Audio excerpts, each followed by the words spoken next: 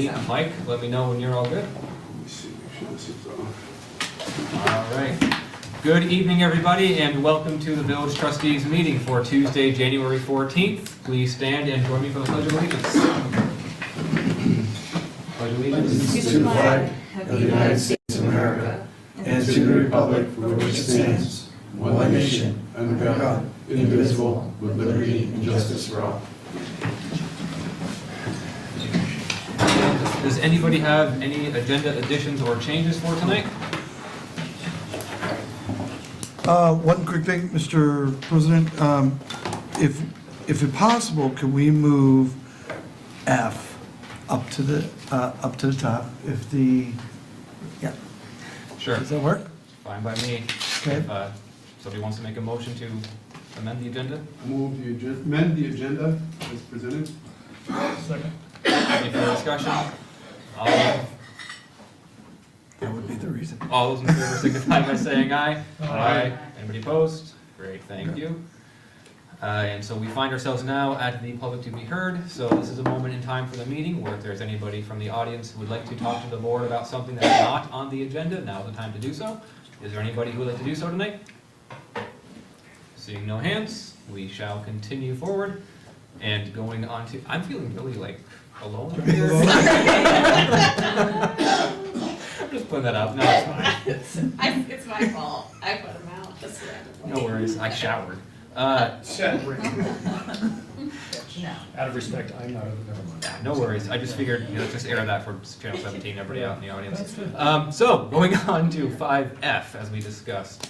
The discussion and possible action on the purchase of the property at 1 Main Street. For those here, we have been working with the property owner. 1 Main Street is the new home of Firebird, but they do not own the property. That is Gabe Handy.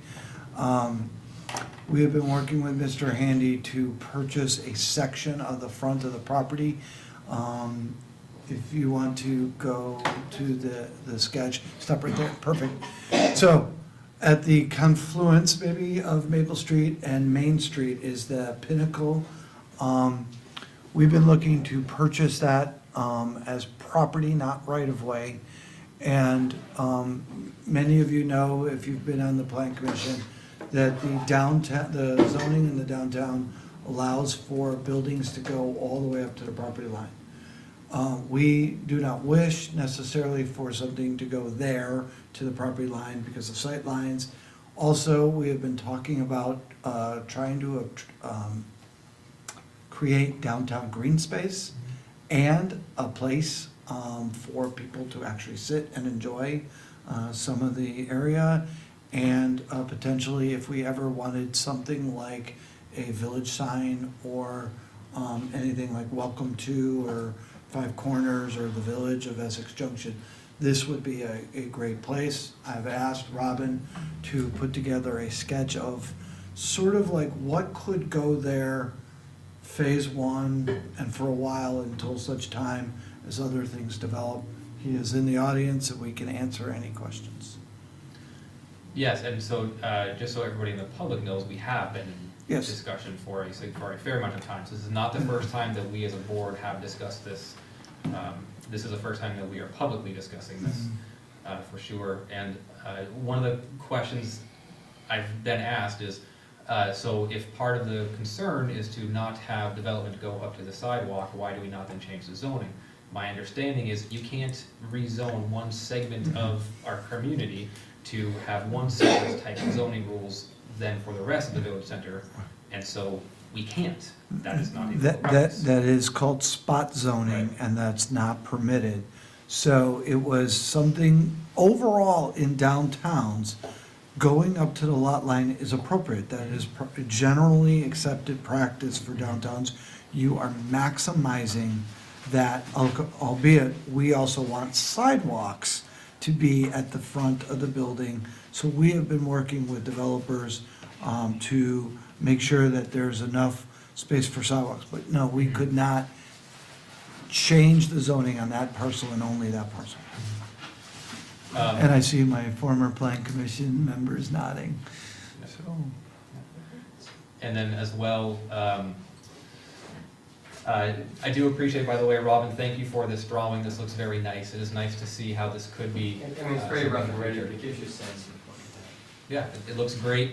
And for those in the audience, again, as Evan had mentioned, this is something that is, it is not the entire parcel that Firebird is on. We are not looking at buying the Firebird property, building. This is a segment in front of that. Sarah, do you mind just scrolling down slightly to show that it does not in fact include the Firebird building and that is elsewhere there? Thank you. The idea is upon purchase, we would amend their plat of survey and their lot, so that will be a parcel unto itself. We will, if approved, we will be the owner of that parcel, and Mr. Handy will own the remainder of that parcel. The Firebird sign, that is a pole sign, will be moved, as it is not proper to have someone's private sign on public property. And there has also been a soil test done as well, correct, to determine that? That is correct. We've had a soil test, and that particular parcel is not contaminated. Great. Yeah, it's also under the umbrella program, which was funded by the Chittenden County Regional Planning Commission, which is a protection for the village. Do you want to, if your voice can stand it, would you like to elaborate a little bit more as to what that means? It means, well, we've entered into the umbrella program. I can't remember the exact words for the acronym, but it's protection for somebody buying a piece of property that did not contaminate the property. So there'd be funding to be able to do some remediation. I have something here that I'll just leave with the trustees. It's called, depending on how you pronounce it, phyto remediation. They've used it in many places. What you do is you plant vegetation, and any contaminants that are in the soil are taken up by the vegetation. So perhaps the first year after we purchase it, we might just lift up the blacktop and plant sunflowers, which is a very, very, very good plant for taking cadmium and things like that out of the soil. Not that there is any of that over there. But it cleans the soil while having something beautiful to look at. And what we might do here, we'd only begin down maximum 8 inches to a foot, which wouldn't go anywhere near where the oil tanks or anything were, so it wouldn't be an issue from that perspective. Those oil tanks and gasoline tanks were further back on the, several feet back of where we would be purchasing, and then any remediation would occur further back, but it's not on the parcel we're looking to purchase from the property owner. Trustees have any questions? Yes, Raj? Do you have any immediate plans for this spring, summer for this after closing? If we did, it would just be simply that, what we discussed. We could, in a few places, we could put in benches if the trustees came up with the money.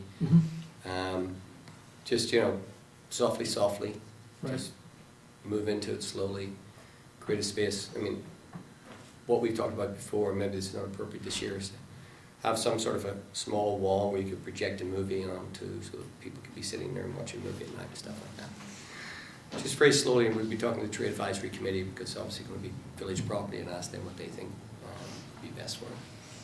Yeah, I do like the number of trees I see in the rough and ready mock-up. Well, one of the things I did do, which I sort of liked when I thought about it, is if you look at the sidewalk along Main Street, I actually took the sidewalk out there and extended the park to the curb line.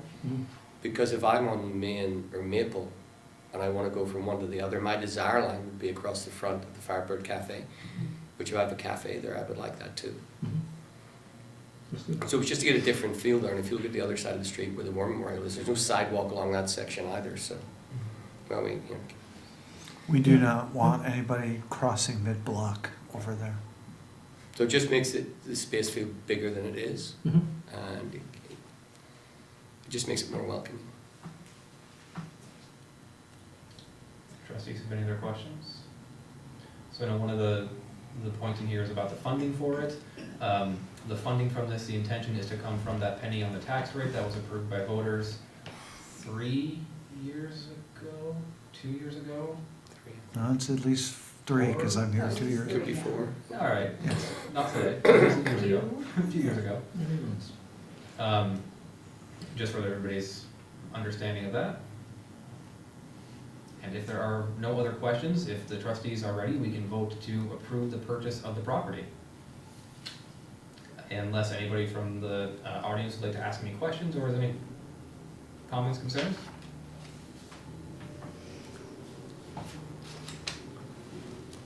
Okay.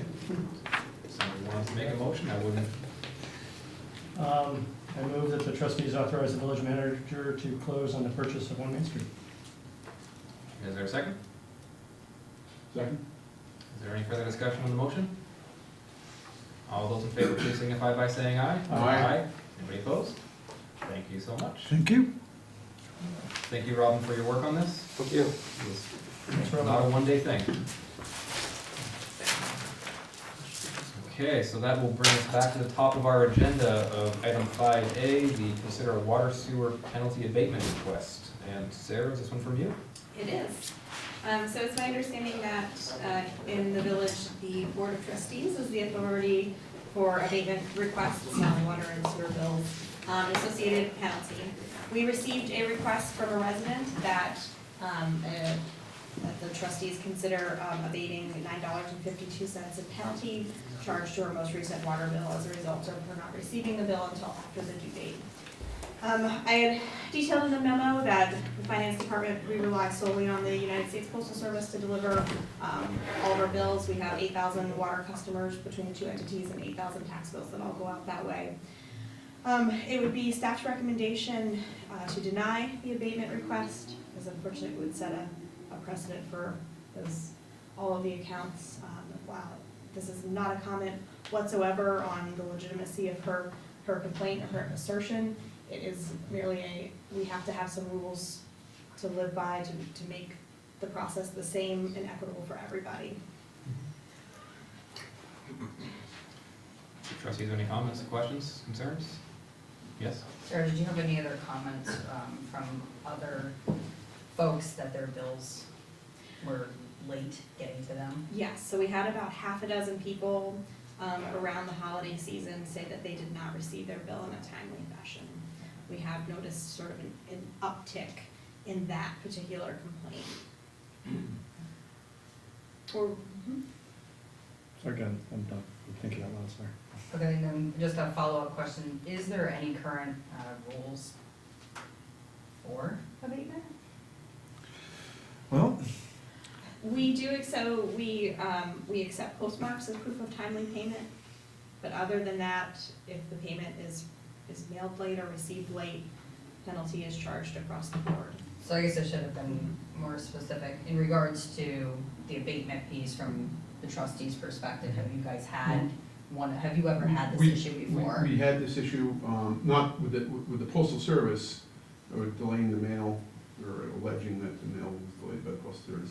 But we did have an issue with a property owner within the village, and it had to do with water, actually, the water bill, and so we considered it, and there was a portion of that was abated with the bill, so we did make a change or accepted that. And We covered that, too. the circumstance of that one was Different. sig- Yeah. fairly different Right. than this one. Questioned water leakage, so on and so forth, that needed some additional investigation over a period of time. In terms of my 8th year, I believe, on the board now, it's the first time that one has come to us of this type of a fashion. I don't know if, Dan, since you've been on longer than anybody else in this room. We've never had, in my time, going like 9 years now, on the board, we've never had this, but, like Andrew said, the issue before was actually, something that our Public Works Department, was there, and it had to do with meter reading and, excessive amount of water, so it was more involved than just something like this. and just for the board's knowledge, we send out our water bills with a lot of time left. I think it's almost 30 days to pay it. We put out our billboards out on Main Street telling people when they're due. you can call, I mean, if you haven't, I mean, I'm not exactly one to say I sit and wait for my water bill to come, but I know when I've paid them. And so we just, like Sarah says, we have to have some controls, and the US Postal Service is not one of them. Yeah. And I understand the frustration in this situation. We also offer automatic or direct debit payment options, so you can sign up and have the bill paid directly out of your bank account on the due date. You get notice, you still receive a bill, you get notification of that. We are working with the software vendor to set up email notifications, but that'll require, communication with all the accounts in the next, hopefully, 6 to 12 months, and getting those email addresses and working on that as well. It would be interesting in a future state where underneath one entity to be able to explore what having true electronic payments would look like for this matter. I think of like my Green Mountain Power bill, my gas bill. Those are things that I can set up automatic payments, those kinds of things. So to have that be explored at some point in time at a budget meeting would be interesting. That sounds Like on a credit card? On a credit card, direct withdrawal from. Yeah, because we do a direct withdrawal for all of these, that's an option, and for taxes. But we don't hold credit card numbers at this time. Okay. That's what I do too. Yeah. Okay. Also, just to make sure, is Miss Mary Garrity present tonight? No. Just wanted to make sure as well, in case there was any other discussion that may not be here. Great. Any trustees have any other questions? I would go ahead and I'll suggest that the trustees make a motion to the trustees deny the abatement request. Second. And is there any further discussion? All those in favor, please signify by saying aye. Aye. Anybody opposed? Thank you. Appreciate your consideration. Absolutely. unfortunate. And Sarah, back on to you with the fiscal year fund balance assignments. All right. So the FY19 audit is complete, and we're working on finalizing the financial statements now. As part of this annual cycle, this is the time of year that we would assign any fund balance. The village trustees have a voter-approved cap on unassigned fund balance of 10%. Currently, there are 5 categories of assigned fund balance in the village general fund. Funds assigned for the library, which is the net change in their lost books and replacement book funds account. We budget $5,000 a year to go into this assigned fund balance category for termination benefits, so that we have some funds available when folks retire and need to have their leave banks paid out. There are some residual funds for health reimbursement arrangements. There are some funds left over from last year's assignment for the governance advisory attorney and for buildings maintenance. Noting the total of the current assignments at $116,843, the non-spendable fund balance amounts, which are inventory and prepaid expenses, are those things that are not in spendable form. That leaves us an unassigned fund balance of 9.6% of the FY20 budget, which is within the threshold of 10% of the next year's budget.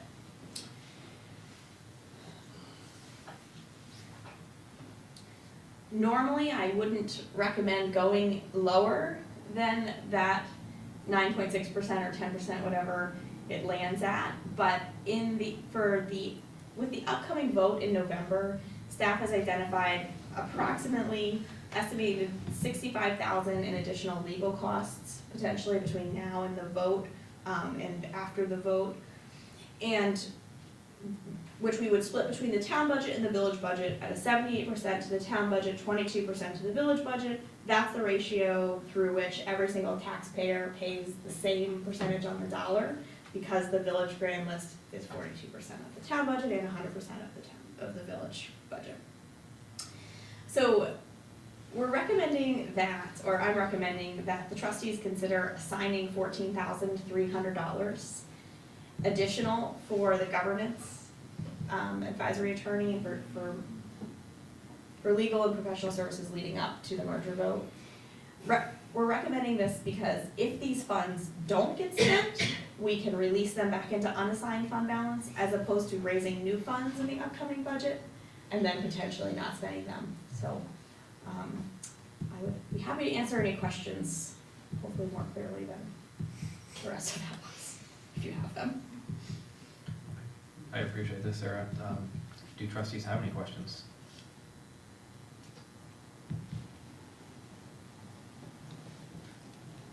Okay, I don't either. I appreciate this, it's straightforward, makes sense. Does anybody want to make a motion?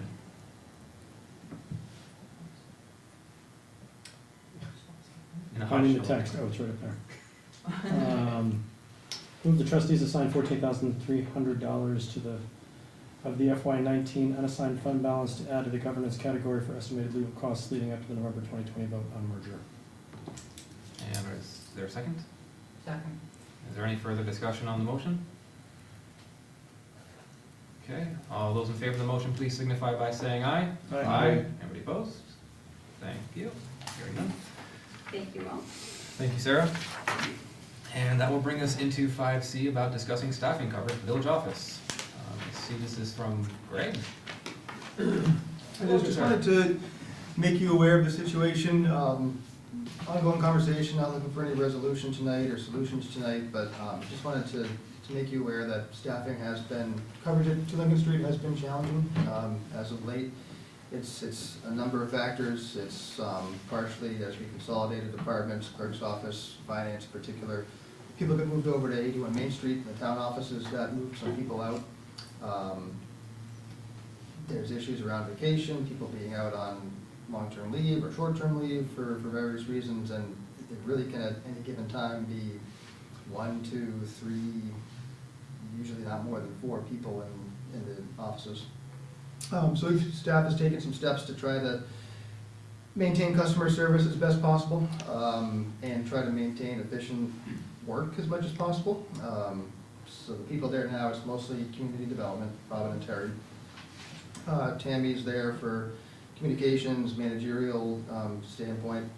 Darby recently left, she was there for communications, community relations stuff, and then Evan, Sarah, Travis, and I take turns kind of rotating through to try to help with staffing. But it's one of those things when there were still clerk functions being processed at 2 Lincoln Street without the clerk. Every time somebody walked in, if the phone rang, somebody was jumping up to take a payment, stamp a payment, interrupting whatever they were doing, providing a service, but it's a distraction. So to deal with that, we put up a drop box. We can still collect payments here. There's a drop box outside. There's a drop box at the main office, but we're not doing stamps. And we just direct people, if you want to stamp or receipt, you're gonna have to go down to 2 Lincoln or to 81 Main Street. Otherwise, we're happy to take a payment here. Similarly with phone calls, whenever the phone rang, a lot of times it was somebody looking for the clerk's office, for the manager, a function that's not here. And so it probably just a few months ago, it was one of those, you're gonna have to hang up and dial the town offices, here's a phone number. Not very friendly from a customer service standpoint. IT and Rob have updated the phone system, so we can now do direct dial.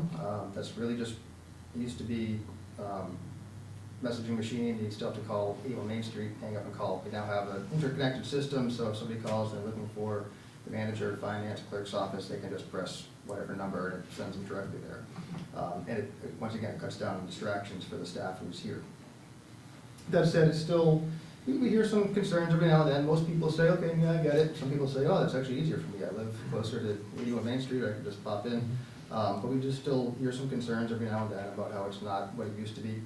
And frankly, it's hard to tell people that we can't provide coverage all the time. If Robin and Terry are both out on an inspection or visit somewhere, Tammy or I or Evan or Travis or Sarah can try to find a form and give it to somebody and say, please come back later. Sometimes we have to close the door. Tammy keeps track of it. It's probably been half a dozen times, certainly less than 10 times.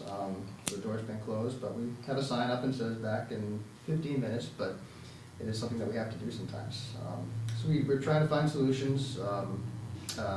Darby's position is open right now. We're looking at how to fill that position. We have some other open positions. We're trying to figure out the best way to meet coverage needs, customer service needs, also other organizational needs. We're looking at stuff, and we'll probably come back to you with some solutions at some point. But if you have any ideas, feel free to talk to us now or offline. But at this point, it's kind of just a conversation starter, making you aware of the situation. what I would, just want to help frame this around, I want to emphasize that the intent of this is to not problem solve and for us tonight to not come up with a solution to this, but rather are there goals or things that we would like to see come out of this process? So would that be I anything to don't say? have a idea on a goal or what I'd like to see come out of the process. I'm curious, is this something, Greg, that you've had complaints, or we've had complaints, Evan, from the public saying that, been able to, Yeah, we've had a couple of complaints and a couple of grumbles, if you Okay. want to call it that. Okay. We take security very seriously and our employees' security very seriously. We have a policy that we have to have 2 employees in the building to have the doors open. There have been a small handful of times when we've closed the door. Somebody's been out sick, somebody's been on vacation, and the community development has to go out and do an inspection. Close the door for 15 or 20 minutes. It may have been the 15 or 20 minutes somebody came. okay. But for the most part, we're open, we do the best we can and help people. And some of the, if you wanna call them complaints, is, well, I've always paid my water bill here. Well, yeah. We also have one other, part of the other problem is, we run a software system from Nemrick. Nemrick in and of itself at 81 Main is very slow, very cumbersome, and doesn't like it when more than a couple people are on it at the same time. So literally at 81 Main, they call around and say, is someone in Nemrick, you need to get out, because we're doing something. That in and of itself is rough, but because this is a remote location, it was extremely slow and was not viable. When somebody said, hey, can you look up our water bill?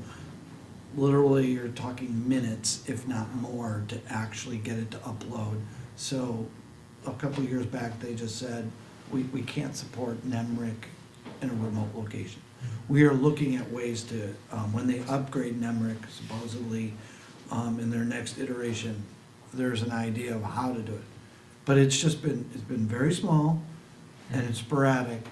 The issue you're talking about with the service that for your processing the bills, such, Nemrick, is this an issue on their end, or is this an issue with our internet, or our? Their IT? end. Okay, all right. So is there a plan to replace Nemrick with something that works? There's not an active plan, so Nemrick, may I jump in, sorry? Yeah, please. Okay, there's not an active plan, so Nemrick has a couple things going for it. They have a near monopoly in municipal government in the state of Vermont, and the price is really good.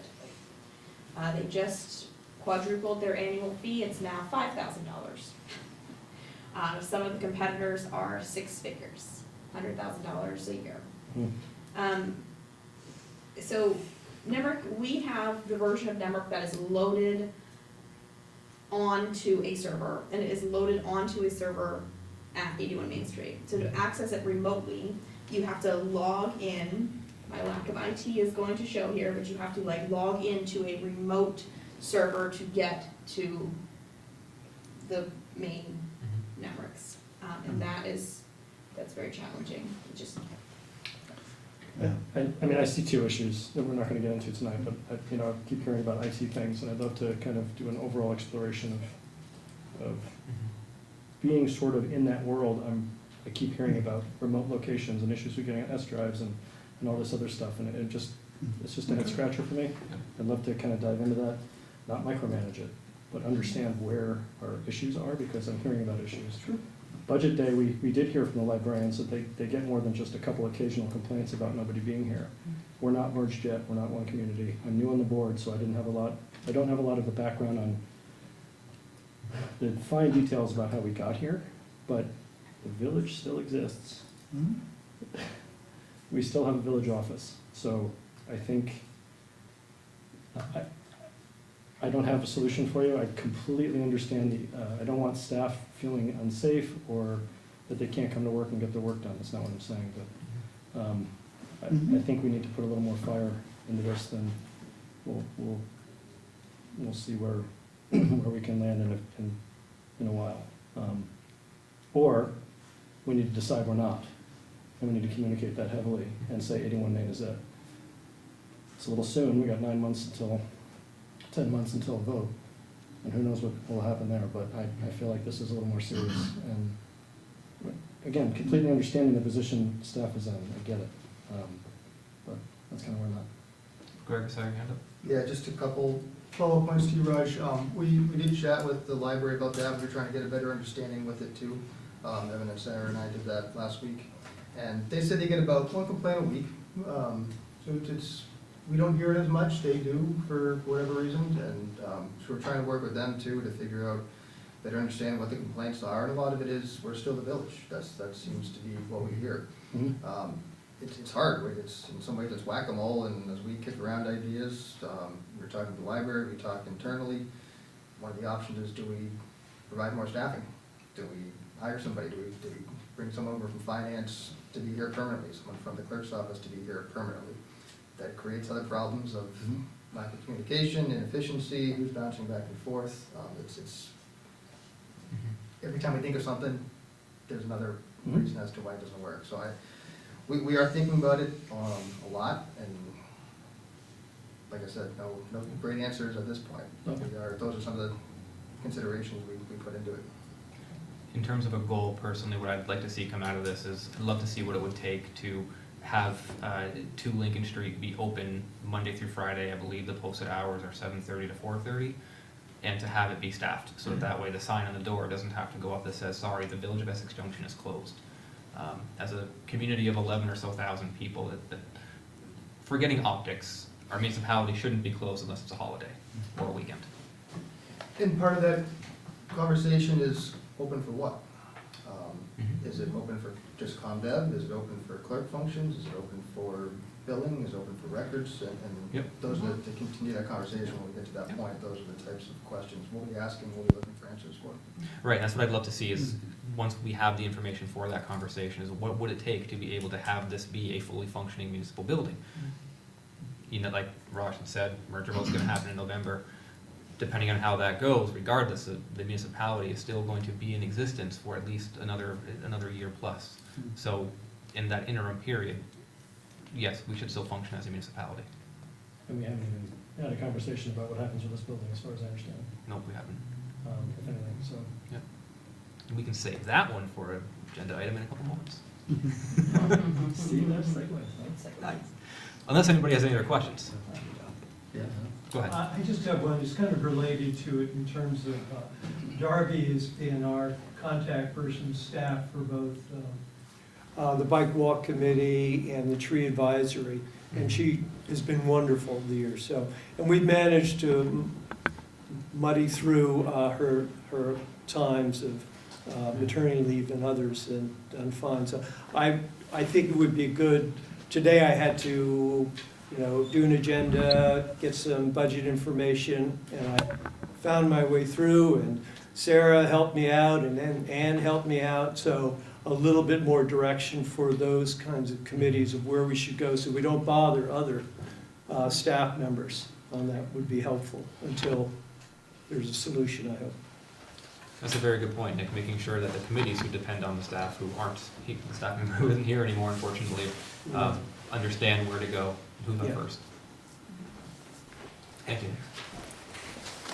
Were there any other comments on this agenda item? Okay, thank you all. And Raj, with that great transition into 5D about discussing ongoing and upcoming and potential trustee items. I'll just jump in and say that there had been some questions about how do we add things, we as trustee members, how do we add things onto future agenda items. Here's a list of future agenda items. Now is a great time to add things to this list. So I think I heard one from Raj about what's the future of 2 Lincoln.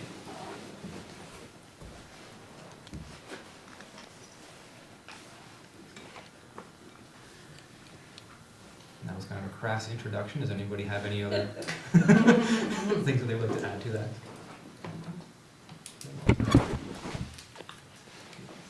Do trustee members have any questions about what's on the agenda, what's not on this agenda, about what's on this list, what's not on this list, things you'd like to add to the list?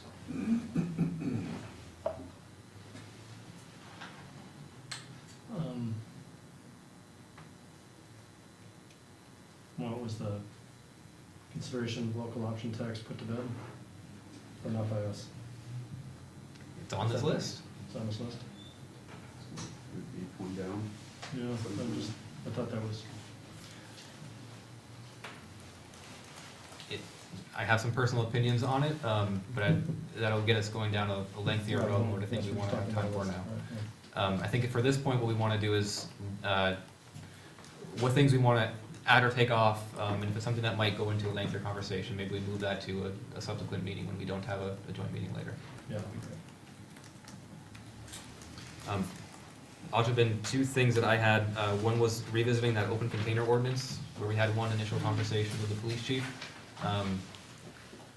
Having a revisit of that would be good. And then at our last meeting, which has been a while, the events/recreation committee that we had talked about. Having that on here, where I believe Brad was going to come back to us with some of his thoughts. Which, you mentioned the open container, made me think of aligning leash and other ordinances between the two communities, which may be more of a conversation for the select board to have, but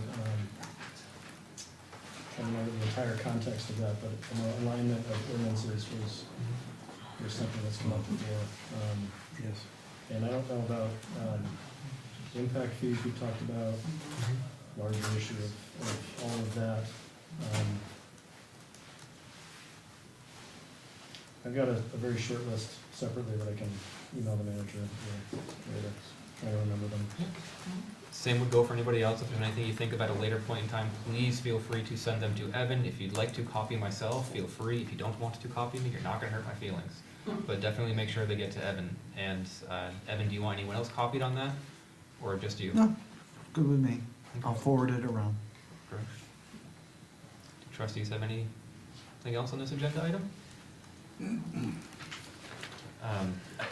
One other, the updates on downtown development, I think I had mentioned this before, having that be a regular portion of the meeting, or of our meetings, once a month or so, having an update on development would be good.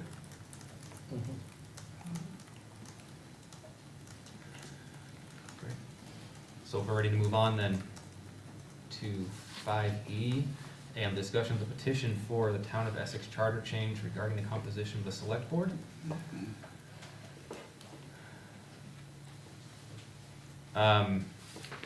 Greg, do you want to introduce this? Would you like me to? I can give it a brief introduction and Mhm. chime in when you want. The Town of Essex received a petition on December 19th. It was signed by over 1,000 people. The clerk has verified. It was well over the 5% of the signatures. I forget the final number that were verified. But basically, the petition is looking to put a question on the ballot for town meeting, whether or not residents want to, change the composition of the select board, makeup of the select board. Right now, it's a 5-member board, all elected at large. The petition is to change it to a 6-member board, 3 members from inside the village and 3 members from the town outside the village.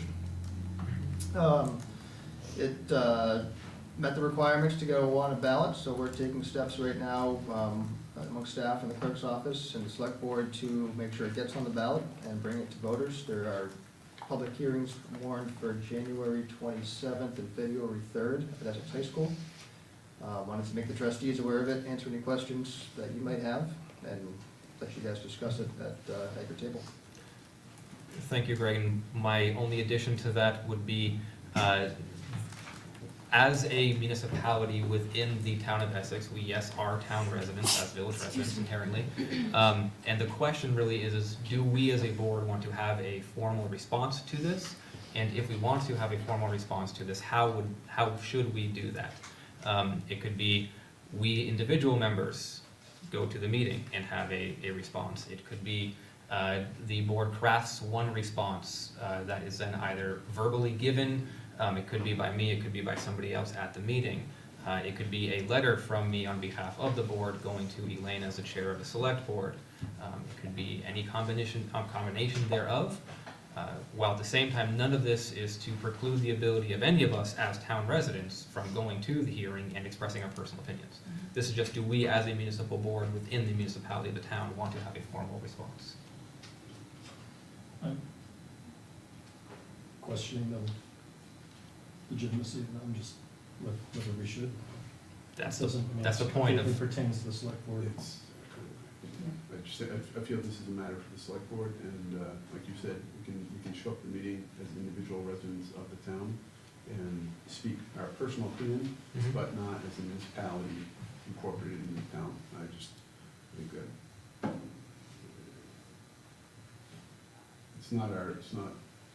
I just feel it could get real muddy, you know? Mhm. So I think it's easier to do it the latter, just individuals. I agree. so that the sentiment of if we as individuals feel to go to the meeting to express our desires, we do that individually, not as a board to come out with a unified message. I'm confident we could agree on a message. Mhm. I just don't. I think this is the select board's playground. Mhm. And, Great. Certainly makes it easier. Great. That was quick. we can make it longer. Nope. I'm just trying to find, in that awkward moment where I'm trying to navigate the tablet right now. So from the sounds of it, we're good with that agenda item of 5E. So we had already discussed 5F. 5G we have is an evaluation of public official, which we would do our public employees. That is something that we would do in executive session. And that will then bring us to budget updates from Sarah. Okay, I'm gonna be really quick about this one. So since this memo is to outline 4 things that have changed in the proposed budget document since our budget day back in December, I think the board had asked for me to speak with Robin a little bit more thoroughly about projected license and zoning fee revenues for FY21. That has been reduced further to approximately $20,000, given the development that Robin is aware of coming in. We also talked about increasing the community relations coordinator position from 30 hours a week to 40 hours a week. That's the position left vacant by Darby's departure, which would add additional expenditures, although it's in the administrative segment, which is 50% funded by the enterprise funds. There was an error that I had made in the EGRP budget where I had removed something, and Brad, being so on top of things like he always is, had also already removed it.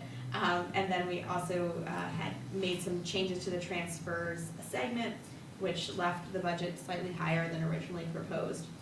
In this memo, I've detailed the impact of these 4 items, which is kind of a heavy increase. We do have a budget work session coming up at our next trustees meeting, and this is for your informational purposes only and not to discuss this evening, as we have many other things going on. We'll talk more about them in 2 weeks. I would ask all of you to think about, if there are any other things you had wanted to change or adjust, to review your notes, and we will hit the budget real hard in our next meeting. If we have any questions about that, should we email Evan or you directly? Or? You should if you're gonna email Evan, copy me, Okay. please. All right. Is that, Yep. Or email me and copy Actually, Evan. what I would rather, just go. email Sarah, copy CC me. you. All Okay. right, Got it. thank you. Does anybody have any immediate questions though? Okay. I could mention that one of the things, and Sarah did this beautifully last night for the town select board, put a lot of things up on the screen. You can see it. You can see what some changes make instantaneously, and it was a great way for visual, for people to see what changes mean to dollars and percentages. I have that queued up for us as well. Great. Thank you. Good. But I think we're good for tonight. If we have individual questions, we can send them to you. Thank you. So if we're set with that. Amber, I'm just curious, are you raising your hand or? No. Okay. We are on to the consent agenda. I'll move we approve consent agenda. Second. And is there any further discussion on the consent agenda? Yeah, and this is gonna sound a little nitpicky, but since this is an interest point of mine, I was a little disappointed in the DUI drug trends thing, and there's been a lot of reports we get in the reading file that are provided to us, I get it. Hey, Raj, you want to hold on just for one Oh, moment? sorry. That's just in the reading file, so we just want to get out of the consent agenda. Oh my gosh, I'm And sorry. then we'll get to the reading file. He's super Just wanna get excited. going. I can tell, I see that passion, harness that passion. It's gone. So there's a motion, there's been a, Dan made the motion, Second. Amber made the Yeah. second. Any further discussion on the motion? All those in favor of the consent agenda, signify by saying aye. Aye. Anybody opposed? Thank you. And Raj, would you like to talk about the reading file? No, at this point, we kind of do it. Like the DUI report. That one struck because there were so many weird findings in it. But again, there's just, I don't know where we get this stuff, but, there's nothing really you can do about it, but I was struck by just the lack of information that information provided. Like there was no narrative with it, there's no explanation with it, it's PowerPoint slides with no notes. And I don't know what you can do about that, if anything, or that you should do, but I do know that there's been enough over the past whatever months I've been doing this that it's just a head scratcher, like, what am I supposed to do with this? It's just now, I just spent 15 minutes, actually 45 minutes with that one, kind of trying to figure it out. And I'll never get that time back. Well, if you'd like, we can, it is within your purview to ask the chief of police to come. We got it from the police I kind department. of said, And if you want the chief to come and help interpret some of it and what his take on it was, we get, I mean, I feel you. Yeah. We get dozens of things, whether they're reports or they're just communiques or whatever. And instead of trying to inundate you with dozens of things to read every week or 2 weeks, sometimes we see something that's sort of more globally trended, and we put it in your reading file. If it evokes questions or thoughts, that's where you can bring it up and call me or ask me or email me, and I can get answers from whomever I need to. Well, let me put it this way, if and only if it comes from internally, so if the chief sends this in to include in the reading file, then maybe just say, I don't want this unless you're gonna give some context. Write up a quick, very quick, not a 6-page, just a very quick, this is why this is important, this is what we think it says for our community, this is why you should care. Otherwise, good, I realize that there's a lot coming in from outside, but if it's forwarded from the inside, ask for context, because it's not really useful without it. Personally, I don't disagree with you, especially considering that our reading file was something like 120 some odd pages Yeah. this go around. So yes, something to point us in the direction would be helpful. Anybody that made their comments in the reading file? There's a whole host of great information in here. Seriously, if you haven't read all 120 pages or so, do read those 120 pages. I can tell you, well, I skimmed a bunch of it, I talked to the chief more often. One of the issues is, obviously, driving under an influence isn't just alcohol, and I'm gonna trample on Dan's former career. We are seeing crack cocaine becoming more prevalent again. We see other drugs, we have cannabis, we have other prescription drugs that have effects on people driving, so it is not just alcohol. I think one of the things we see is the push and pull of the opioid issue as people crack down, the government or others, on prescriptions and illicit prescriptions, and make it harder for opioids to be prescribed. You are seeing it move to other substances. That is one take from a very large multi-slide. Well, methamphetamines have been coming back for 3 or 4 years now as people have been paying attention to opioids, and you saw the giant jump in cannabis, which we're only gonna see more of.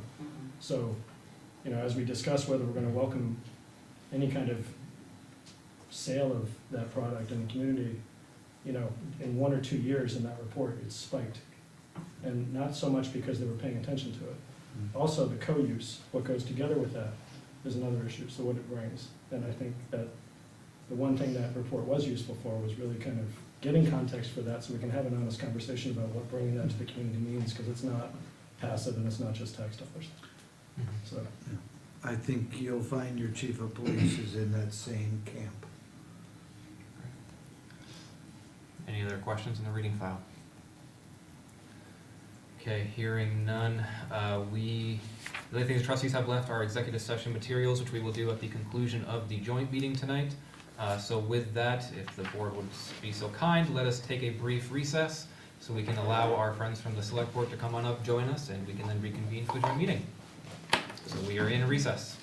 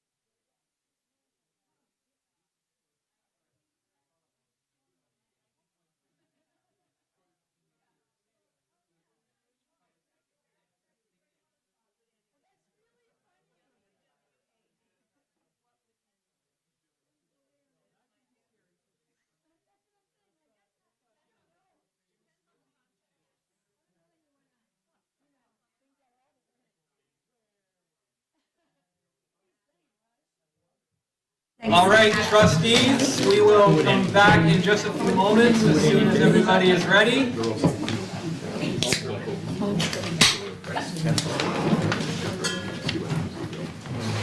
That went well, sorry.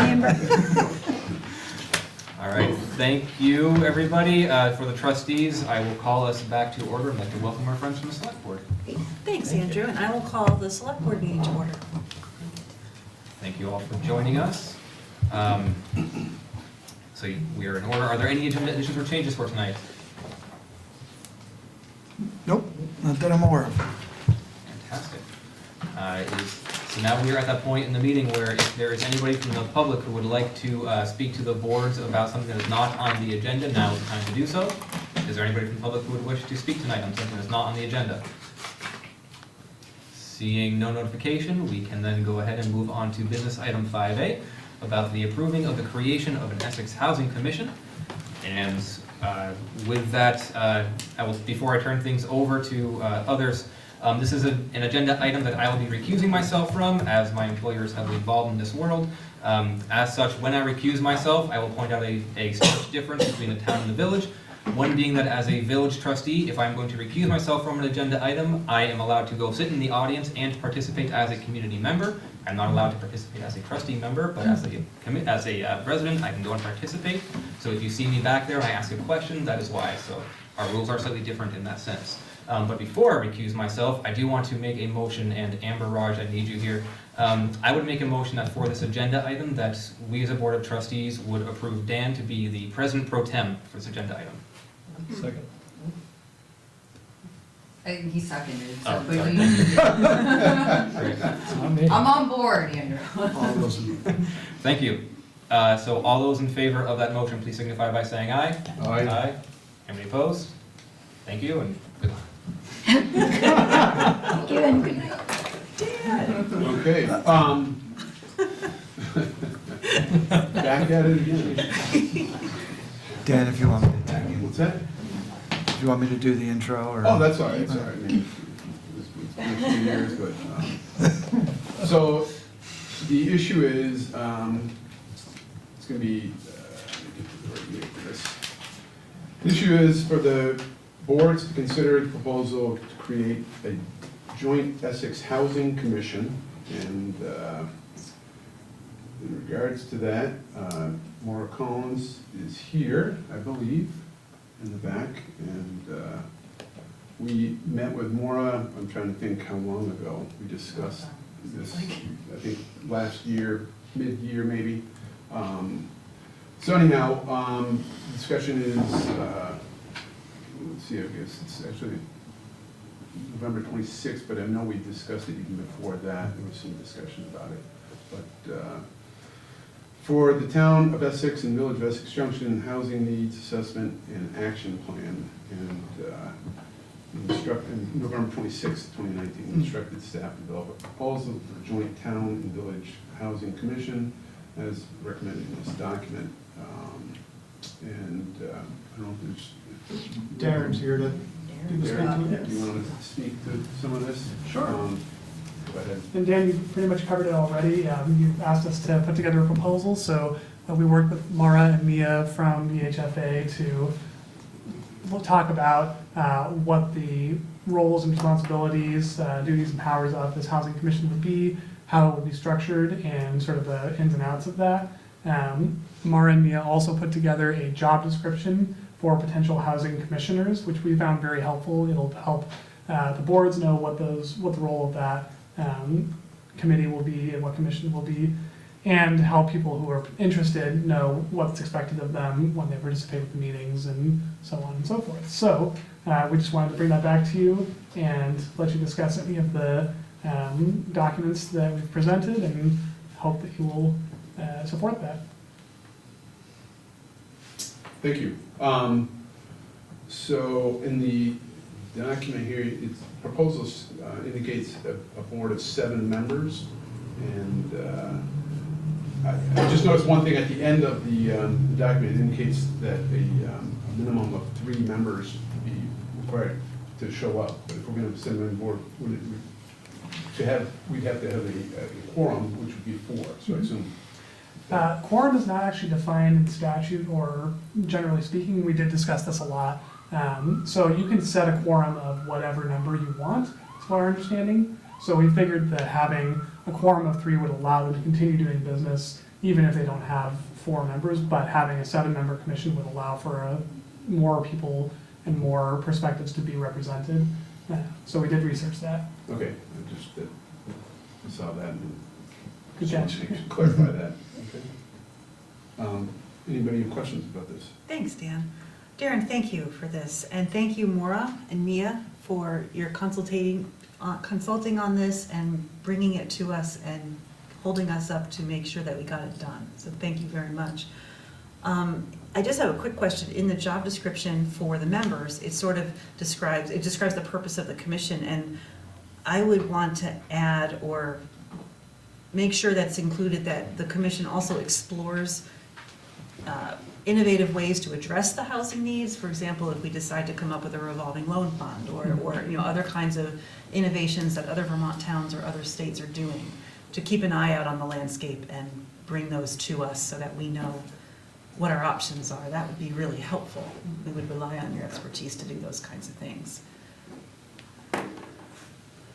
And I really compliment you on the thoroughness of this, because having a job description for board members is not something that we have for most committees, if any of them.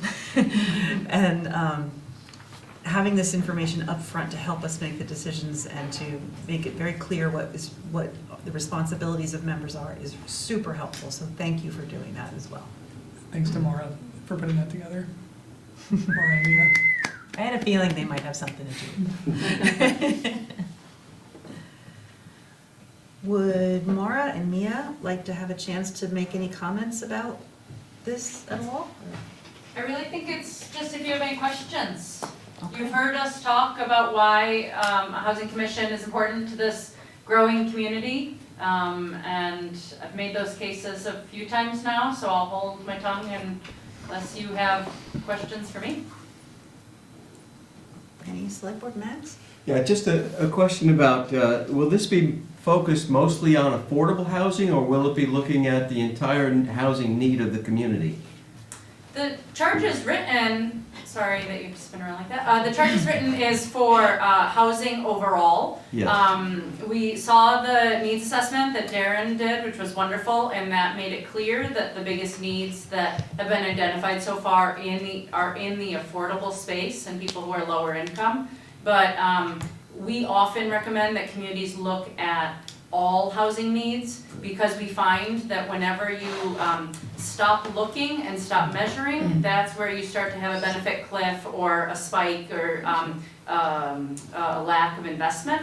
So we often will talk about looking at all the housing needs of a community, but since Essex has already quantified what its needs are, the report you all accepted a couple meetings ago made clear that right now it looks like the needs are in the affordable space. But I know that there has been long-standing interest in looking at issues around rental housing quality and vacancies and things that are not traditional, what I would say government capital A affordable housing issues, but still impact the affordability and availability of housing in our community. So that's why just calling it and meaning for it to be a housing commission broadens it. This is not a secret way to get more subsidized housing into a community. This is a way to make sure that the housing needs of our residents and our future residents are addressed.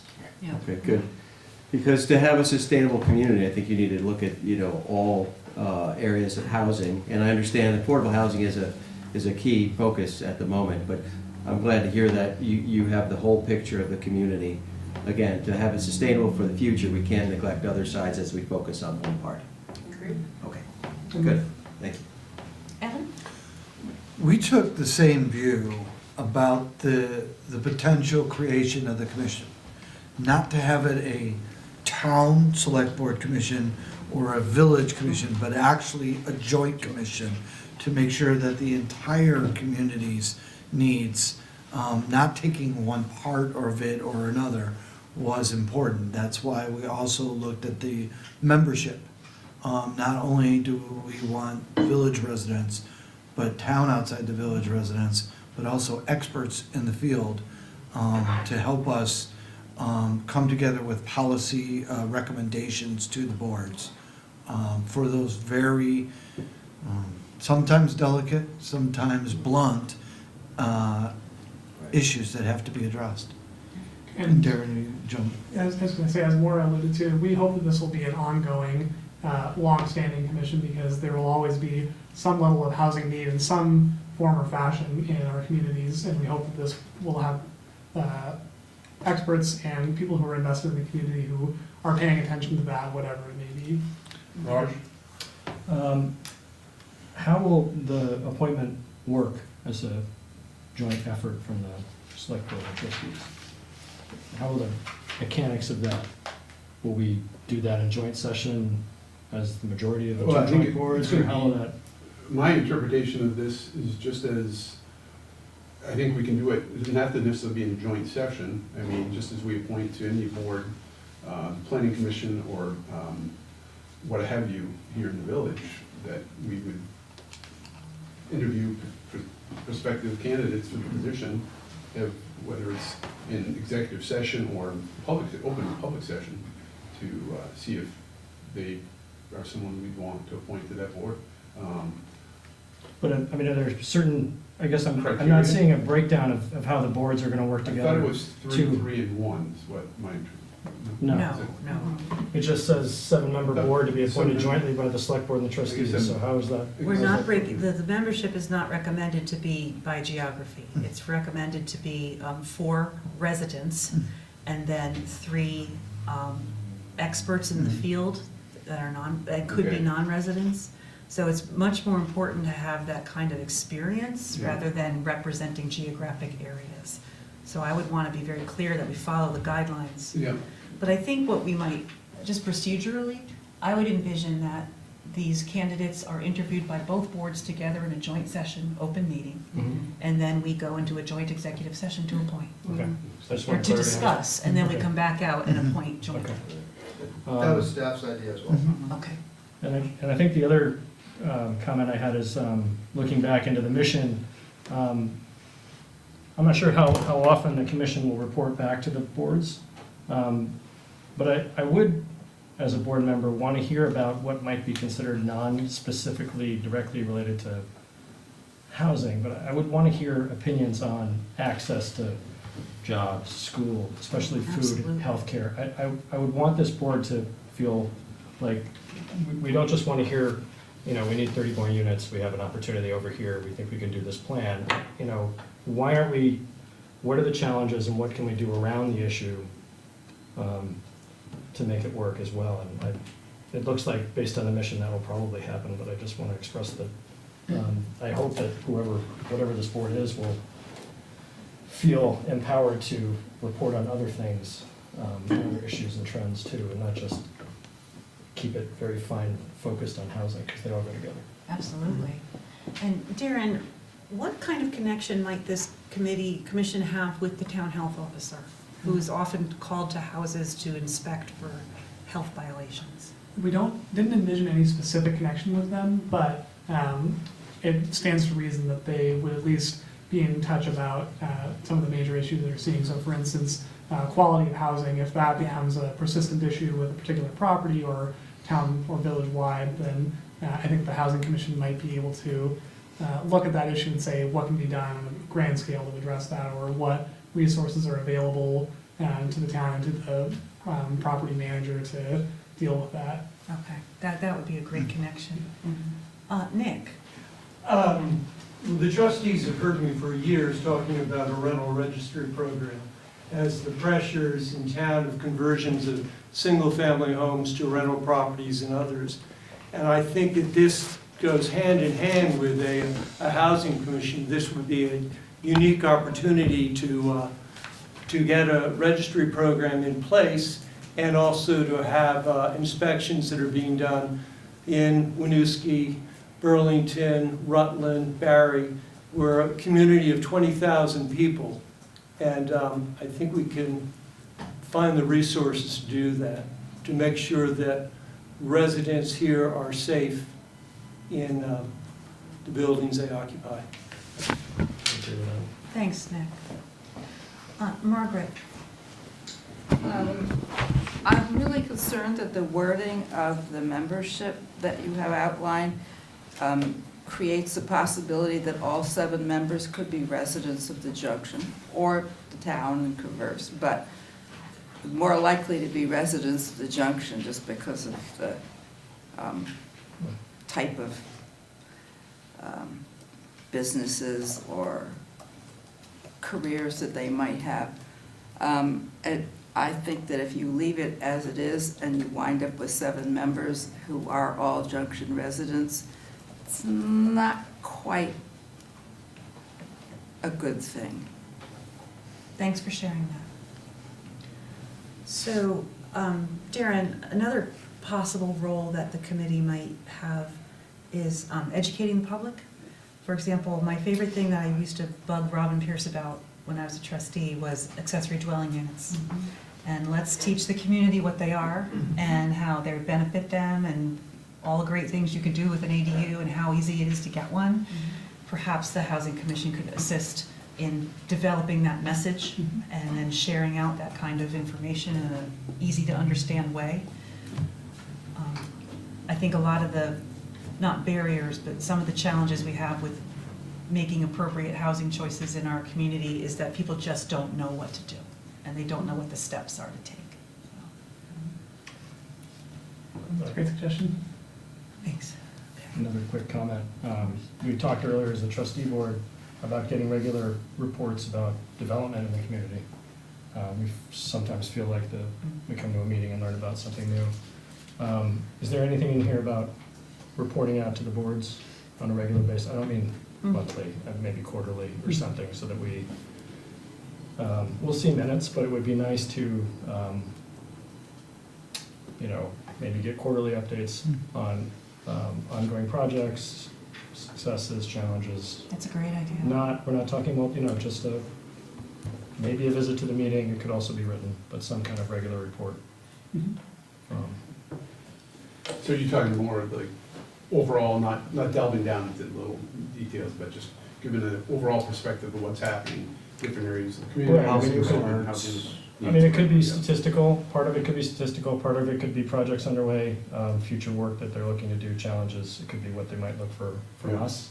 And it could be, I would leave it loose. The first bunch are going to be very small. Well, at the meeting earlier, we discussed impact fees briefly. And right. So that's another issue that to look at with housing as, bringing more school, age children, right. Community impacts with that on the community as well. Support that. And on that note, if I can jump in, Okay. Staff has discussed having a more formalized way to report on development that's happened and been approved, at least at the town level, and that might be a great way to plug into what's been approved, what housing has been approved, and how is that going.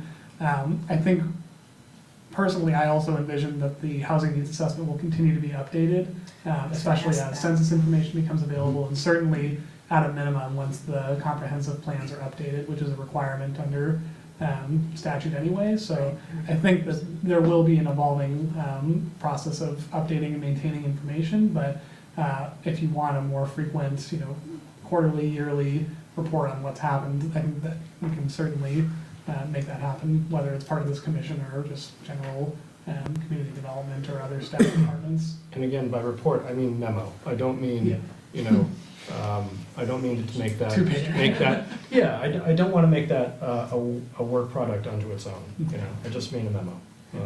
And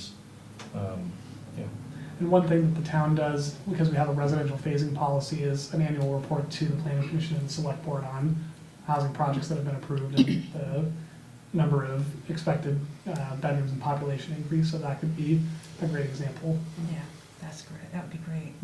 Another group you might want to touch base with is the EDC, which is now newly reconstituted with a full complement of members. So keeping in touch with them about what you're finding as you do your research would be a good idea. Does anyone else have any comments? Max? Yeah, I like the way the membership is defined there, and because it's going to be, the folks will be jointly appointed by both the select board and the trustees. I don't think it's a problem about where they live in the town. And even, there's even some that don't have to live in the town, in our border In at Essex. all, Right, in right, Essex. right. But you're looking for this nice mix of professionals. And then the other thing I just wanted to say that was nice as well is having the clear job description of the commissioner. So everyone's going in there with their eyes wide open. So I think this could be a really great, great thing to have. Yeah. Great. Any other, Ann? I know I would have been wildly grateful for such a thing a good 10, 12 years ago. So it's just, I'm really excited about it. Thank you all for working so hard on it. All right, so it looks like we each board needs to do a resolution to approve the proposal. So I will entertain one from the select board. Sure. I move that select board approve the proposal for a joint Essex Housing Commission and authorize staff to begin advertising for members. Is there a second? Second. All those in favor, please say aye. Aye. Aye. You looking for the same resolution? So We can just, I'll move the Ditto. same. Ditto. Same, in And second. substitute trustees. Yeah, trustees, right, but. Second. Second? Okay. And, all right, any further discussion on it? No further discussion, all in favor say aye. Aye. All right, thank you so much. And I'll move that the president of the board take over charge, Andrew. If I can go really slow. Maura and Mia, thank you again.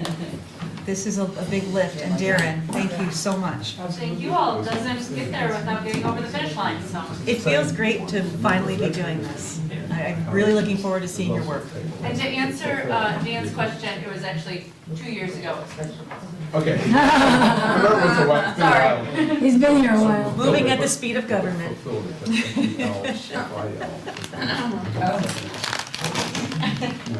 I'm sorry, it's too much. Are we all resettled?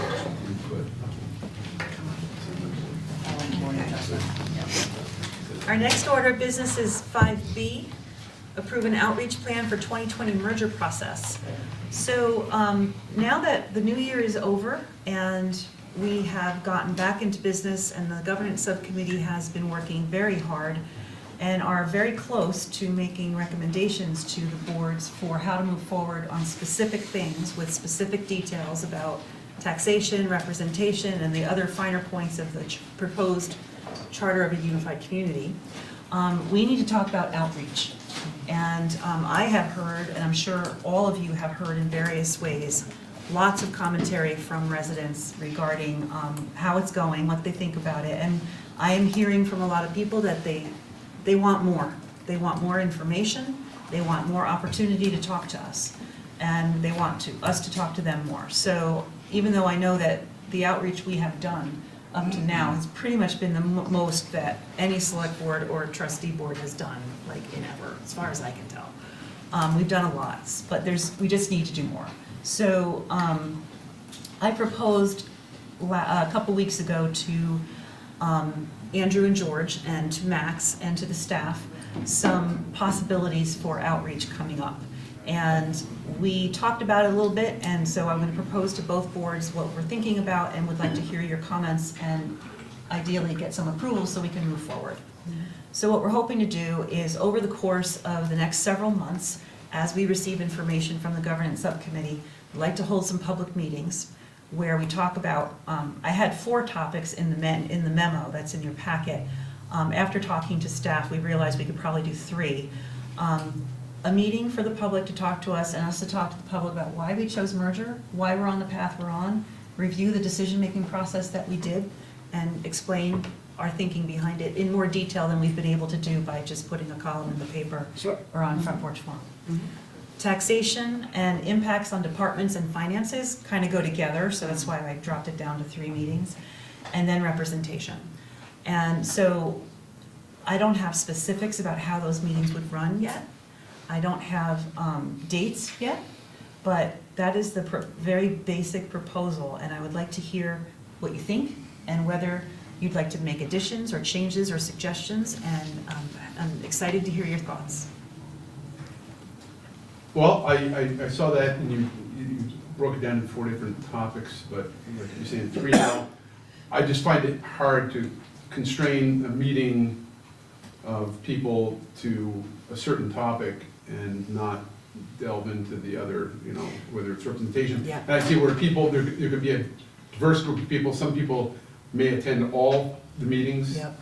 And someone may come in for the second meeting, not be there for the first meeting, so they want to go over the same thing. You can't really, you know what I'm saying? I do, we talked about that a little bit, but that And, might be a possibility. You know, obviously it's different, but I know Max and, well, Irene is still in the audience. Irene was involved with this. When we had the police facility coming up for a bond vote, we went around and we really covered the whole community, village, town. And not only at the public offices, but at the schools. We were going to games, hockey games, basketball games, whatever events, and just not trying to push a particular issue or Sure. say they gotta vote yes to this. Here are the facts. Right. Pushing information out. And that's how, rather than, you know, it's great, I'm not against this idea, I think it's a great idea to hold these, especially on weekends when we get the most people. But also, furthermore, to go out to areas like the schools, public events, the block party in the summertime here in July. Oh, yeah. The housing for senior citizens, we hit a bunch of these places in the town, up by the outlets there, we were there, down here off of West Street. So just getting some of the public that's maybe not able to get out and attend, you know, places. So Those are excellent that's just ideas. suggestions, yeah. And I want to differentiate between, so that is coming, Okay. and that, there's going to be an awful lot of that. Mhm. We can, these meetings I would like to propose as, we're still working on the merger plan. And we need to have people, we need to hear people's feedback on the specifics of what we're considering putting in the charter. And then once we have all that finalized, then we also have another set of outreach to do. So I just want to make sure that we're not stopping, you know that we're not stopping with this, that we were going to do the whole gamut. This is just the very start. So, but I really appreciate you reminding us about the police station rollout. That was a very important effort. So. Anybody else? Annie? Right, I think all of it's important. Going to where the people are is always the best idea. However, the benefit of this idea, it's clear. This is what we are discussing today. This is the topic. Here's the amount of time we'll be here. And it doesn't turn into some very complicated circuitous, what do I want to say? You know what I mean? You got it. A spin. So I think it's important to do both, as you just said, but also really the topic focus, and then like don't get into the other stuff, just stay on topic, and that's that. A couple of things if I can. If we're gonna have presentation materials for these, I think we should make them available in advance. Absolutely. So people can come with some knowledge. Absolutely. And, or at least having seen and had a chance to digest what we're gonna talk about. You may want them recorded, you may want Yeah. channel 17 there. And I still think that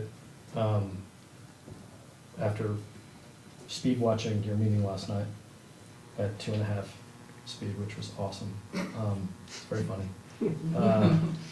Hearing that the select board goes out to this various outreach around the budget, it Yeah. did make me think that there, you know, I know it's gonna happen later, but there may need to be some of this. I'm starting to get a lot of conversations at basketball games and stuff, and usually just trying to watch basketball. But I had 2 people sit down next to me while I was photographing the game, asking me questions about it the other day. But I think there's some of that has to be done. Okay. Not it. Not it.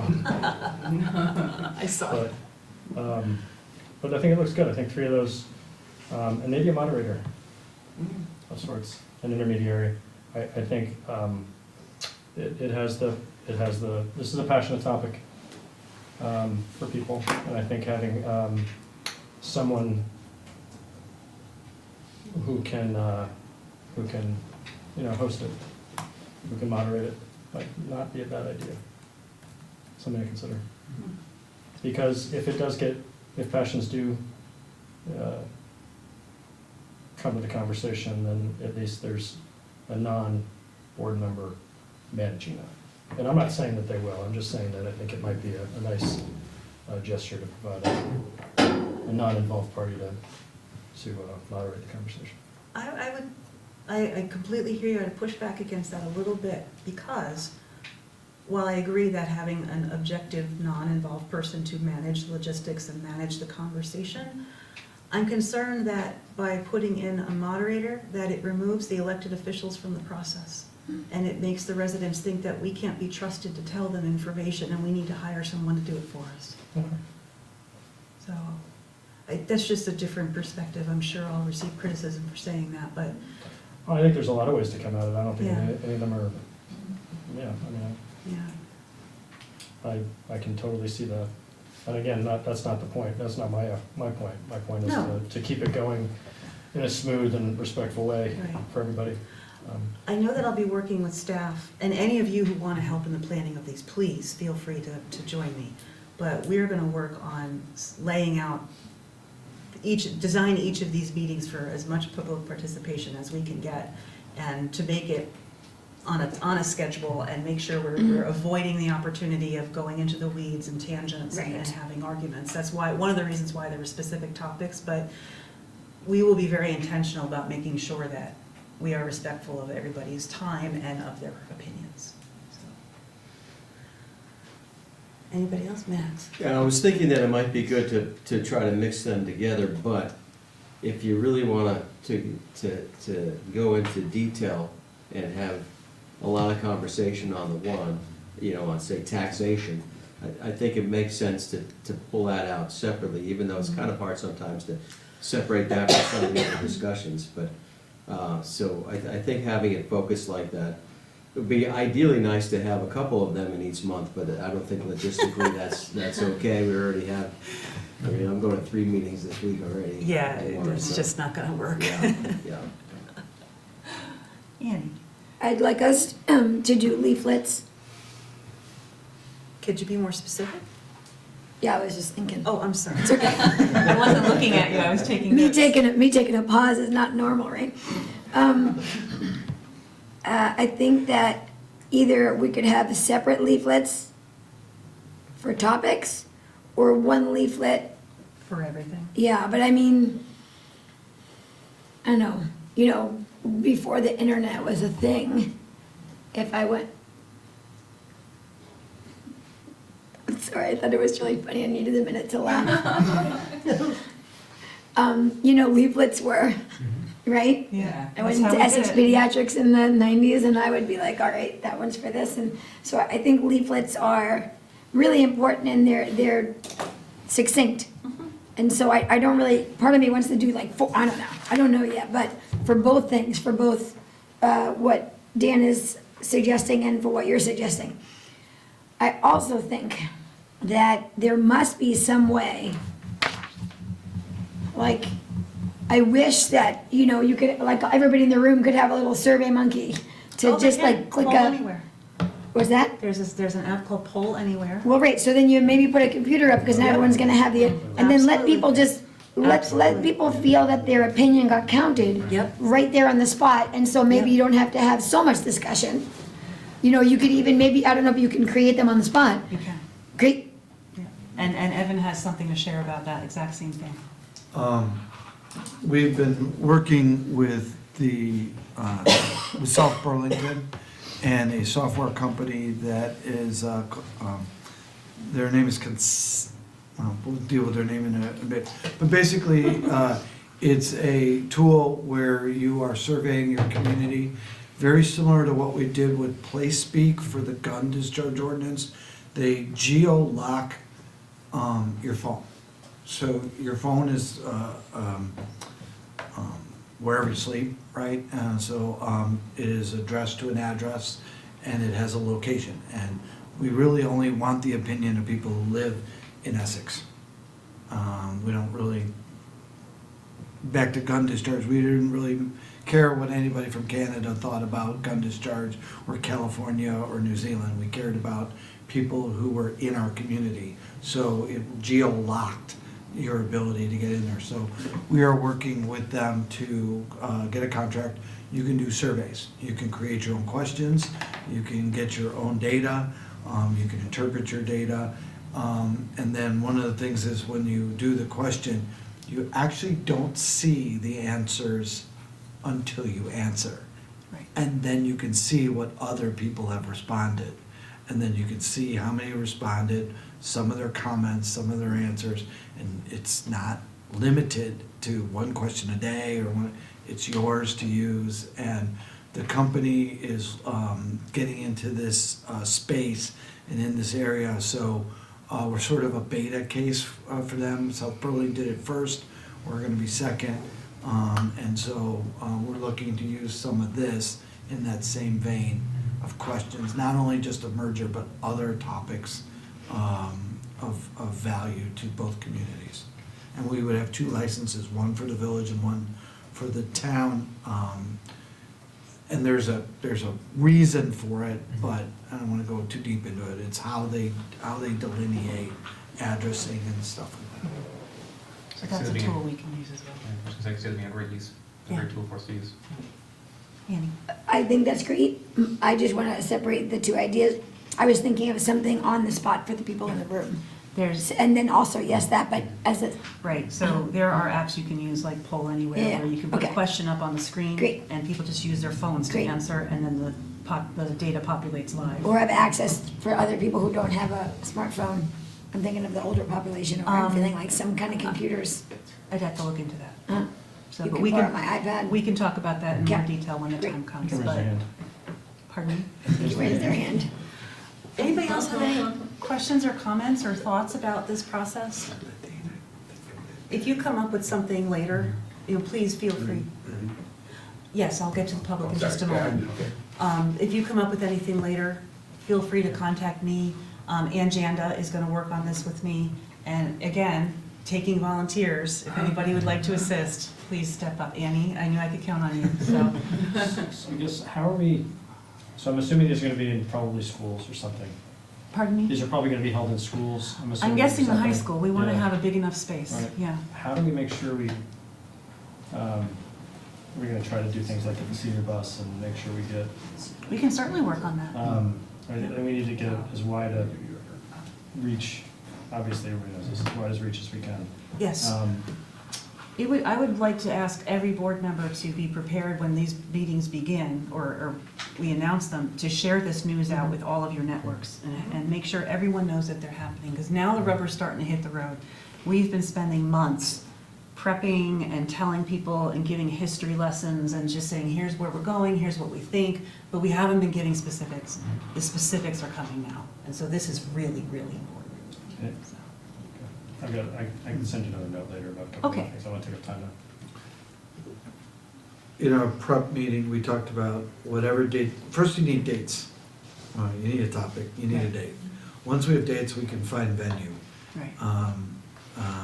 The other thing we talked about is when we find venue, we need amplification of, you need a microphone system, because if you're gonna be in a big room like the cafeteria, and you get a couple hundred people, you're not gonna hear anything. Yeah, we'll So we definitely wanna work be on very this. careful about that.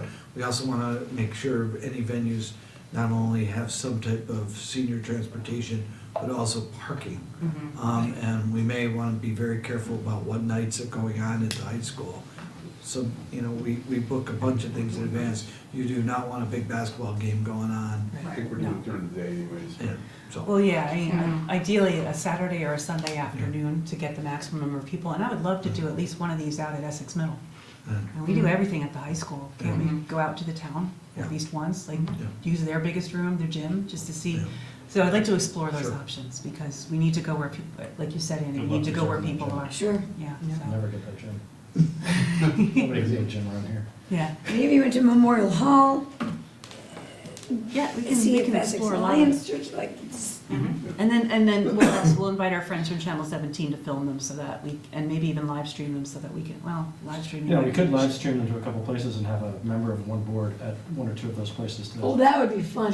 Well, it depends on the place, because Channel 17 can't live stream from anywhere, but that's a whole No, other I'm discussion. just, yeah. discussion. Any other board member questions or comments or thoughts?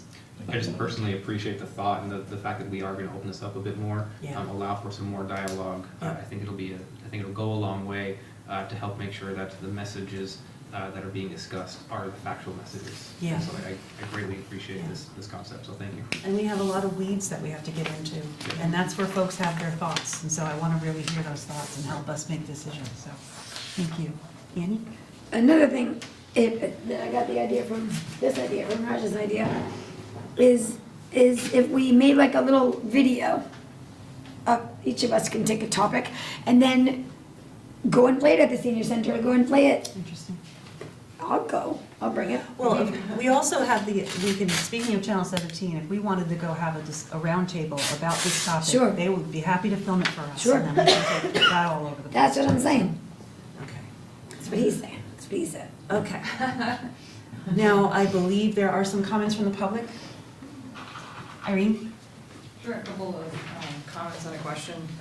I just heard you say that this new data software would allow us to delineate the two parts of town. Would you please enumerate what those two parts of town would be?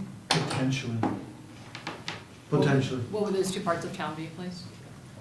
I don't understand your question. You said the software would allow us to delineate the two parts of the town. I'm curious what two parts you consider the town to be made up of. We are hopeful that it'll be able to do the village itself and then the town outside the village. Okay, that's important to me to hear because there are people who tell me all the time that the town outside the village does not exist. As if there are 11,000 phantom people out there. So, thank you for confirming that there is an area containing town residents. That's not what I that- said. I understand that's not what you said. It does not. You said there are people outside the village that It you would could be be counting. done geolocating. Exactly, thank you, I appreciate that. What's your next question, Irene? I'm wondering how differently you will apply what you learned from these sessions than you have applied the knowledge, and in my humble opinion, not so much, from the surveys and focus groups that were conducted last summer. We haven't finished putting together the merger plan, and so the survey results are still a part of that. And this is continued outreach, and I respectfully disagree that we have not listened to other people. Our opinions are what we are using to put together this plan. Our opinions aren't the same as others, and we've heard a great deal of disagreement, and we're going to have to agree to disagree on some stuff. And we hope to hear specific concerns about the topics of the meetings, taxation, representation, and the other finer points of the charter. We will listen to everyone. We will pull together all of the feedback that we get, and we will make decisions that we feel are the best interest of the entire town of Essex and every voter in it. And it may not match what you personally want, and that's something we cannot ever do. I would never expect you to do what I want. I'm looking for you to do the greater good and to understand. And that's our other job. people, how other people And feel let about it things like a finish. tax increase. I've been involved in local government long enough that I remember the 2006 Selectboard conducting many meetings where they were looking for feedback on the plan, and in the end, none of that feedback was incorporated. Ditto for the Saxon Hill public hearings at which hundreds of people attended and gave their feedback, and so on with the Rec Department Special Taxing District. People are asked for their feedback. They are very weary of coming to meetings and never seeing a change from what the boards originally proposed. So I would just caution you, people will be looking for proof that you heard them. And I would like you to actually show them proof that you heard them for the $50,000 that was spent last summer. Thanks. I think the folks who responded to this survey who asked for things like at-large representation versus district representation, and those who talked about an extended tax amortization, for lack of a better word, at least 50% of the people who responded to that survey are going to get what they want, and at least 50% of that survey are not going to get what they want. We are never going to agree on this. And I know that we are never going to stop hearing from lots of people about it. And all I can say is, it is our job to do the very best we can for the entire town of Essex and for all the people who elected us to do this job. That is what we're going to do to the best of our ability. I just ask that those 50% of the people that you keep happy are not just village residents. Thank you. We will definitely do that. Annie? Irene, frequently, constantly, consistently, you personally ask that we hear people. I'm so confused right now by the aggressive manner towards the very thing that we're discussing outreach, and somehow we're doing what you're saying. We're going for outreach, and somehow you're angry about it. I can feel it over here. I don't even understand. I'm providing a cautionary comment. No, you're not, my friend. I'm sorry you don't interpret it that way. And not only do I not interpret it that way, I saw we the. are, Okay. It's our responsibility to understand how she means for us to feel. It's okay. It's us. I would like to finish for a second. We just need to. I would like to finish my Just thought. wrap it up in there. I will. We are outreaching on purpose with intention to hear residents. We want to hear them. There's no story that's true for me that I don't want to hear for the entirety of the town. And so when we choose to do outreach and you are telling us to be cautious about it, that's literally the opposite thing from what you're normally asking for. And I want you to know that it feels confusing to be here and ingest this information from you. May I clarify for you one example of what I mean? Just take a minute and we need to move on. I saw the governance subcommittee in recent months take survey results where the majority of people favored at-large representation and choose to discuss and vote on sending the select board and trustees a plan that was the least popular among survey takers. That is one that was combined district and at-large. That's the type of thing I'm talking about. If you're not going to take what the majority of participants said was their favorite thing, I'm not sure why you would expect people to keep coming back and giving you input. Thanks. Thank you. Let's move on. Is there anyone else in the audience who has any questions or comments? Okay, thank you. Andrew, do you want to? So that brings us on to agenda item 5C, a discussion around creation of Greater Essex 2020 Companion Family Council. Do we need a motion for the last one? It looks let me like check they're looking for an approval for the recommendation. You're correct, there is a recommendation. Let's do that. So, select board members, Max, would you like to make a motion? Sure. I move the select board approve the outreach plan as defined in this memo for the 2020 merger process. Andy, would you like to second? I'm sorry, I second. All in favor? Aye. Aye. Trustees? I move the trustees approve the outreach program as presented. Second. Any further discussion on the motion? All those in favor signify by saying aye. Aye. Sorry. Oh, it wasn't just me? Oh, great! I think it's the first time I've heard that now. I was trying to write that down every time. Anybody opposed? I was sitting in for George. We're getting representation outside of the town village. Oh, God, it's fine. Okay. It passed unanimously. Going on to 5C. Thank you all. Like I said, Facebook creating a group, let's go.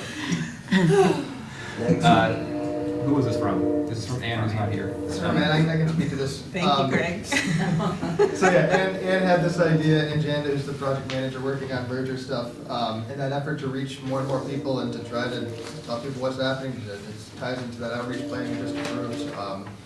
Facebook is another resource. Front Porch Forum is great for us. We can put out messages. Essex Reporter, Channel 17 have all been fantastic. This is just another tool to use, capture people who might be on Facebook, social media. And the idea is to create a Greater Essex Facebook page. It would tie to the website. It wouldn't really be interactive. It's more to push out information, promote information. Facebook events is a way to once you have a Facebook page, you can use Facebook events to make people aware of events that are coming up in real life. So that's the idea behind it. It would mostly be informational page, put out when there's updates on Greater Essex 2020, when there's an event coming up. Just, again, just one more tool to help reach the public and let them know what's coming up. Great. Dan, oh, sorry. Sorry, I saw in the narrative here, discussion on this, that people would be able to make comments. Now, my concern is that I just want to make sure that the webmaster or whoever is in control of that page, that the comments aren't visible to the public as, you know, on the web page itself. It's visible to the whoever controls that, so that they can take in consideration whatever, bring it to the boards, bring it to the people. But I don't want to get, you know, in a tit for tat type thing, and, you know, somebody makes some kind of disparaging or rude comments and concerns to what we are putting out for information. I think this is not the venue for that type of stuff, opposed to via the web. I think, as we all know, with text meeting, so I think I'd prefer to have face-to-face communications if somebody has an issue with what's being put up there. I'll talk to Ann if we can limit Yeah. postings. The idea is definitely not to have a dialogue, it's not to have a back and forth with staff or elected officials and people posting. I'm not sure if we can limit postings, and that's a different idea, but I'll talk to Ann about that. I guess I'd like a sense of the board there, whether you want people to be able to comment or not on this page. Annie, since you're the moderator of Essex VT, can you share your experience? I would say, I think there is the possibility to simply put out information and leave it at that. I have a question. Who would manage that? Ann would be the person overseeing this. It's, I think it needs to be a very linear, very structured, very orderly thing that has no wiggle room for confusion, because it's, people are in their homes, like we said, and you know, when you're home alone and you're in your kitchen or wherever you are on your computer, you don't truly understand that you're not in Hannaford's or somewhere else. And it's very complicated to help people manage their thoughts and feelings that they put out from that space. And I would really want to know that we were absolutely confident in that there was no discourse, because it says here that you wouldn't respond, but then people are going to interact with each other, and it will turn, it can turn into something that's loses focus of what your intention was. I saw a lot of nodding heads towards no comment, so. I would say no comment. Yeah, because you just want to put forth information. Also, the Secretary of State's office has a guidance of some kind on social media for select boards. I don't know if they also address like events only and that kind of thing, but you might want to take a peek at find that. I Oh, know I've sorry. seen these two as well. Yeah, if it's, you know, information out only, then I'm okay with that. Having the comments without having a policy around how this would be managed, I'm not comfortable with it at all. Rush. I guess there is a way to solicit questions with, you know, and if it's phrased properly, you know, then we'd have to, I mean, I would caution that we'd have to disclaimer that you know, may or may not be responded to, but I mean, it might be an interesting way to receive questions and to be able to aggregate those and say, okay, well, this is a trend we need to find an answer to. And it doesn't obviously need to come to us. I mean, that can be something if Ann is seeing a lack of clarity about, let's say, the current state of our community. She can, you know, respond to that by putting out an FAQ and putting a posting that says, you know, we've noticed a lot of people have asked about this. Go to Greater Essex 20, you know, or go to the Town of Essex website. That information is right here.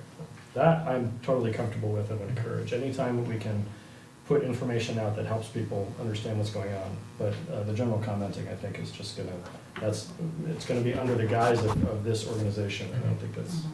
So Roger, are you saying that post the events and allow people to ask questions? There will be a separate tool on if this is organized as the proper type of Facebook page, there can be a tool there where you can solicit, you can ask what you can. Oh, you mean a survey? Survey. You can Not a survey, but a place where people can send a question or comment or otherwise message the page.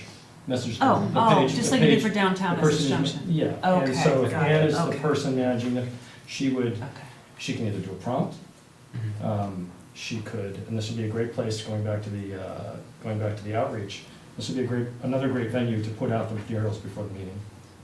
Yeah. And then the videos of the meetings after, but she could solicit comments and questions on either a topic or just general, and then aggregate those into making, if there's a trend, make an FAQ entry.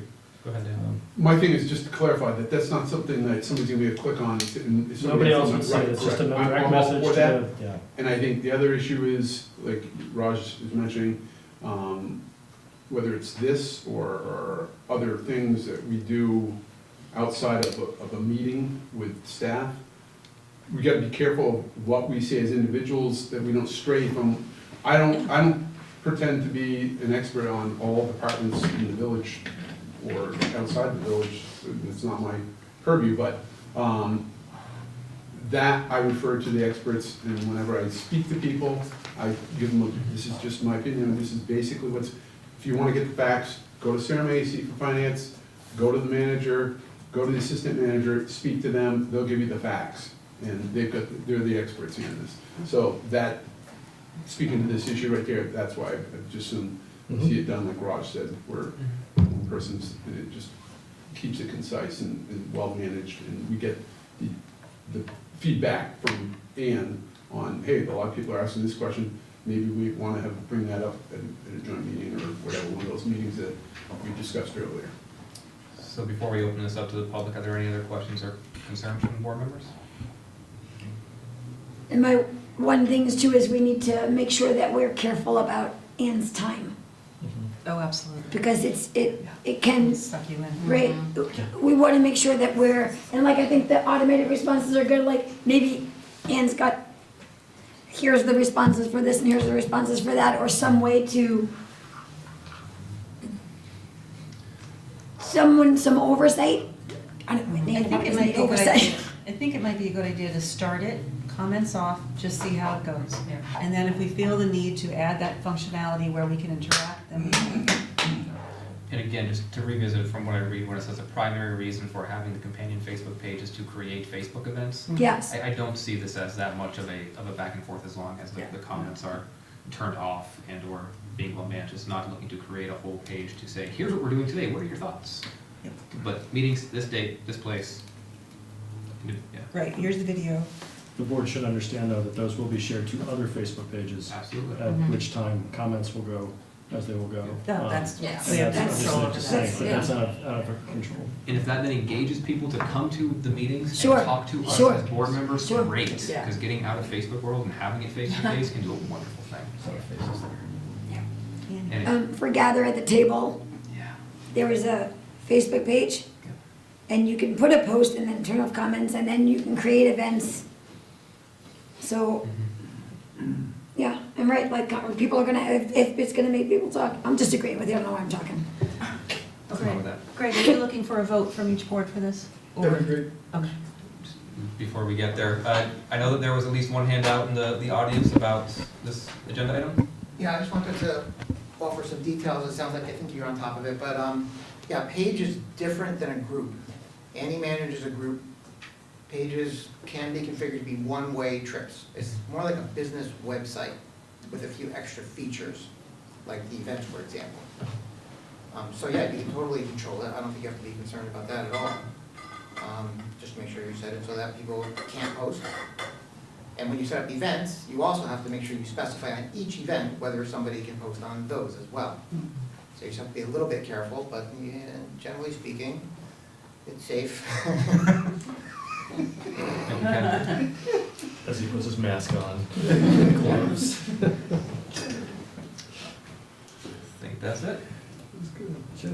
Somebody wanna, you are looking for a motion? Yeah, Okay. Trustees wanna make a motion? I move that the trustees authorize the creation of a Greater Essex 2020 companion Facebook page for the primary purpose of creating Facebook events for public meetings regarding merger. Do you want to just add about without having the comments section turned on? Without, With comments turned off. with comments turned off, sorry. Second? Any further discussion? All those in favor, please signify by saying aye. Aye. Anybody opposed? Thank you. And select board? I'm going to say exactly as Raj says for the select board. Move, I still move this, I don't know. Yeah, So moved. I'd like to move it. And I would second. All those in favor? Aye. Aye. Okay. Great, thank you for bringing that. And please thank Ann for being willing to take care of that for us. Thank you. That concludes business items. Going into the consent items. Trustees? I'll make a motion, we approve the consent agenda. I was trying to get to it, it's a lot of. Is there any further discussion? All those in favor, please signify by saying aye. Aye. Any opposed? Great, thank you. I move the select board approve the consent agenda item 6A with comments. I second. Oh, right, 6A. All those in favor? Are there any further comments, actually? Just that emerald ash borer thing, I think Right. is great.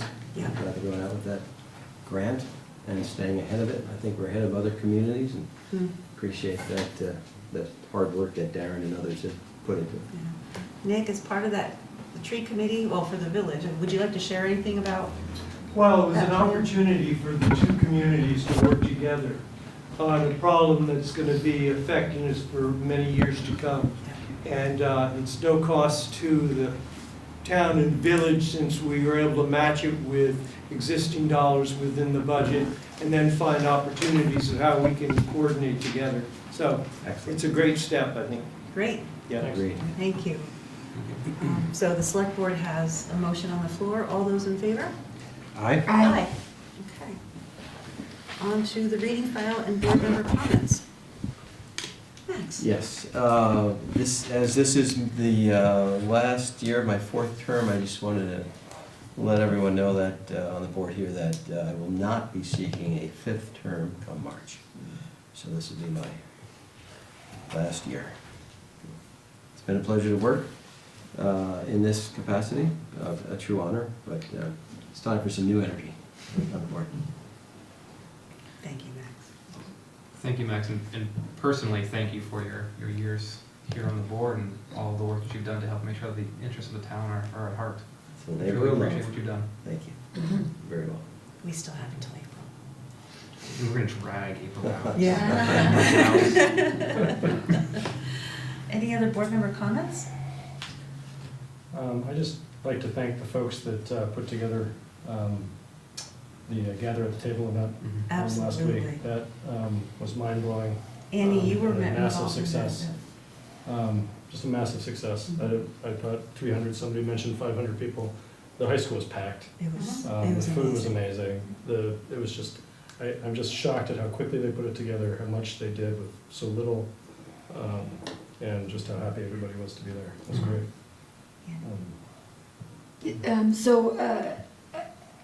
Scott Fay, Bridget Meyer, Cynthia Dowman, Erin Kennedy, Knox, Liz Subin, Lori Houghton, Bridget Meyer, Yourself. myself, and it was just beautiful, I agree, and thank you for saying so, and I just really, I've never worked with such a professional level committee before. It was just unreal. Yeah, thanks for saying so. Yes, it's great. Yeah, it was, the meal was delicious, the room was packed, the gym was packed, there was activities for every age level. Right. There were volunteers at multiple stations. I mean, it blew me away how impressive and just how thoroughly professional and well done it was. Thank Annie, when you talked to all those folks, and Nick, please thank Bridget for us personally. It was an outstanding evening. Thank you so much. And certainly the attendance blew me away. I have to admit. Hundreds of people. When we first talked about this, I admit that I did not think that the turnout was gonna be what it ended up being. And I was truly blown away, very happily blown away Yeah. at what it turned out to be, and hope that this happens again. Yeah. I think it's gonna be a yearly one, isn't it? Right? Is it? I think it would be now. Hope. Yeah. Just fantastic. And to the school district for Mhm. allowing the facilities to be Yeah. used. Right, It is no small feat for them to do these things. Oh, yeah. right. But they do, in my conversations with the school district, they really want to be an asset to the entire community, both in their facilities and their grounds and what they do for the education, so Mhm. this gave them that opportunity. Thank you. So I know, trustees, we have an executive session at the very end, Did so we- we're gonna stick around. I don't think we finished with the reading file. Hold on just a second. Mhm. So you guys have an executive session coming up. Did you want to make any comments on the reading file? No. Okay, we don't have to vote on it or anything, it's just I was like, did we finish? Sorry. That's just I didn't mean to information. be ridiculous. So since the trustees need to move on, I'll accept a motion to adjourn the select So board moved. meeting. Thank you, Max. I'll second it. All those in favor? Aye. Aye. Thank you, trustees. Thank you, Select Board, for very much. joining us. Thank you. Thanks. As always. If you want to, What's happening? Okay, select board, we need to depart. We're just going to the other.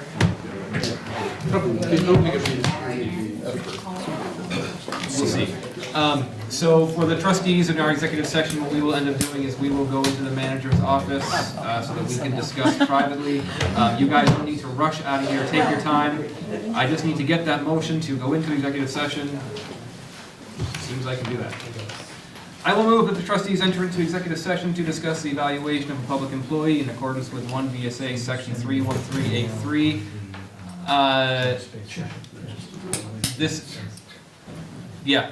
To go into executive session for trustees only. Any- Who's second? I did. Dan just did. Any further discussion? All those in favor, signify by saying aye. Aye, great, thank you. We're gonna go into executive session. No, we did it without staff. What's that? We did it without staff, just us. You as well. We need to use your office. Get out of here.